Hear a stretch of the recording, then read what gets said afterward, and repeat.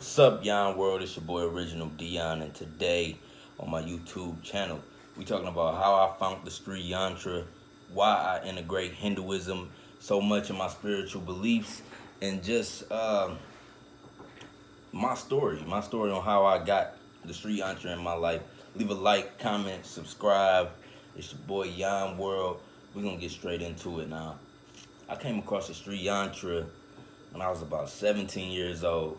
To give y'all a full background, at the time I was in the 12th grade, um, 2010 going on 2011 when I found the symbol. But this is the whole transition to getting to that point now. Around that time, y'all gotta understand, like, I wasn't that tapped in. I was just learning about, the law of attraction. That was my first introduction into spirituality, was the law of attraction, a movie, a documentary. I don't know if y'all saw it. Leave a like, comment if you saw The Secret. But that was the first documentary I saw about the law of attraction, and that really sparked my interest in this realm of spirituality. So what I learned from the law of attraction is that our thoughts become things. Uh, we live in a magnetic universe that responds energetically to our thoughts. So when we send out a frequency with our thoughts, whatever frequency we hold, whether it's a negative perception or a positive perception, you hold that for a long period of time, repeat it over and over, you attract situations in this magnetic universe that brings about the desire you want. So one of the things I learned from the law of attraction was to set a goal so big that once it happened, it's only because of the law of attraction that it happened, the principles that you learned. So at the time I was 17, I wanted a record deal because I just started making music. I wanted a record deal before I graduated. Everybody go through that when you about to graduate high school. You just think about what are you going to do with your life, career-wise. And I want to do something creative like making music. So wanted a record deal. Fast forward to May 2011. It's around prom season, and I'm picking up my tux at the mall. Now, it's about 8:30, close to the time where the mall closed, and Akon walked through. Now, during this time, what y'all gotta understand is, like, Akon had videos on World Star saying he was looking for young, hungry, up and coming talent, and it was just so ironic that he was there where I was at. So, you know, I was I believe the timing of the event was right. Like, me I manifested in the right amount of time, but I wasn't prepared. When Akon walked by me, I said what's up to him. He said what's up back. He went down the escalator. 3 minutes later, I went down to check if he was right there. Wasn't right there. Um, what happened after that? He came back. He walked right past me again. Stopped at the bathroom with all his entourage, and we like in a mall where ain't nobody really. We in the part of the mall where ain't nobody really at. We like by Macy's, by the exit doors. So nobody really right there, and it was the perfect opportunity. But success is when timing meets preparation. So the timing and everything, the stars was aligned, but me myself, I wasn't prepared, and that obviously that'll defeat anybody. Like, it'll make you feel some type of way. Anybody who been through that situation, or was this close to something that they really wanted in life. But what happened that night, because it was a full moon, so I'm going back home, got my tux and everything. Sad, but I end up having my first lucid dream experience this night, the same night.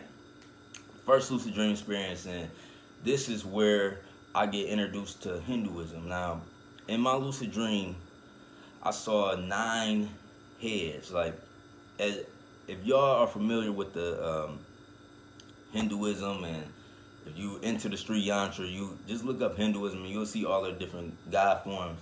But in this dream, I hopped on 9 heads, leading up to these narrow pathways.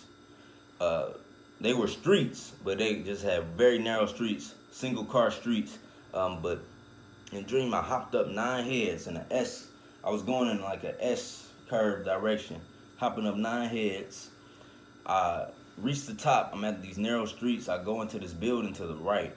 Now, I got all this documented. If anybody want to see this, on paper, because I write out my dreams, and that's the main reason I was inspired to make this, because I was reading over my dream journal. So in this dream, I hopped up 9 different Hindu heads, right? And I got to the top of this structure, went in this building to the right. I went upstairs. It's a woman sitting by a window, like on a soft pallet in a way, and she's looking out into a courtyard. And her name is Dana, and she's a Hindu-looking woman, and she hands me a key. She says this is a key for the holiest, most magical blessings. Kid, you not. Like I said, if y'all want to see the proof, I will show you. But she handed me a key for she said the holiest, most magical blessings. And I took the key, it was a golden key, and I put it in my heart, put it toward my heart. Because she told me, she was like, keep it close to your heart.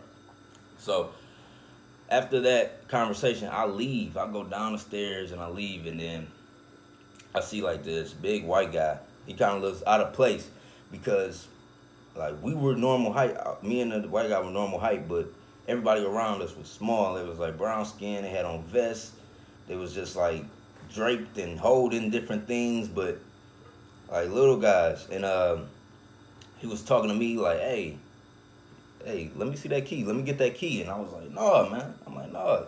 Tried to get the key from me in the dream. So I left the dream, and from that point on, when I woke up that morning, I started researching about so much of ancient India, because to be honest, at the time I had that dream, I didn't know those were Hindu heads I was hopping up. I thought they were like a Buddha, like, you see, I thought they were like Buddhist heads, but they were actually Hindu guys, like of different colors, like their face, some colors were green and blue and, normal colors, but they had different multicolored heads, and it was just, I remember hopping up these they were giant heads. It wasn't like no small, like I'm little compared to the heads that I was jumping on, but it was a dream, so it was allowing me to it gave me like this bounce when I was jumping and able to climb up it, but crazy ass dream. So I get to studying Hinduism, right? And then I start having crazier dreams. Like I had a dream about something called a Vimana, like a long ass time ago in 2015, I think I had this dream. I had a dream about something called a Vimana. And I'm telling y'all all of this because I was doing some more research and was like completely amazed by ancient India and like the temples at Kailash and Ellora caves. Man, I was completely amazed. So I come to realize that these Hindu figures actually held a physical form here on Earth, and you can see that through all their temples and these things called Vimanas, man. Like I had a dream where somebody was telling me to go to the Vimana.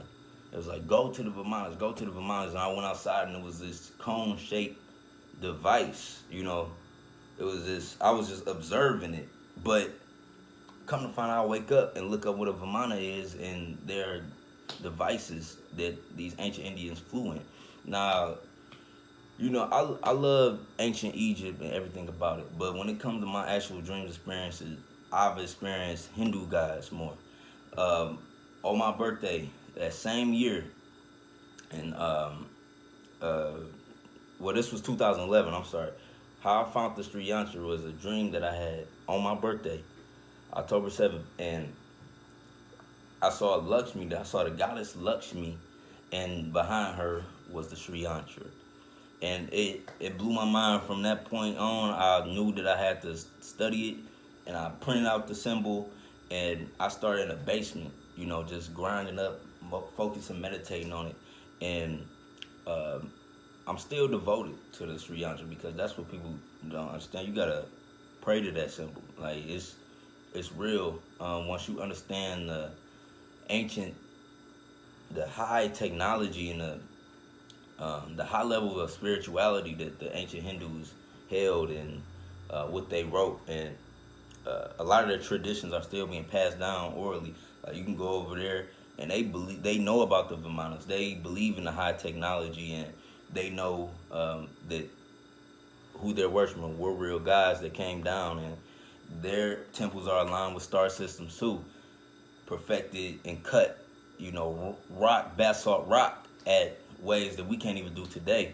So, it's a lot in the ancient Indian culture that the reason why I integrated, but those are the main reasons. I was having dreams about Shiva, Krishna, Lakshmi.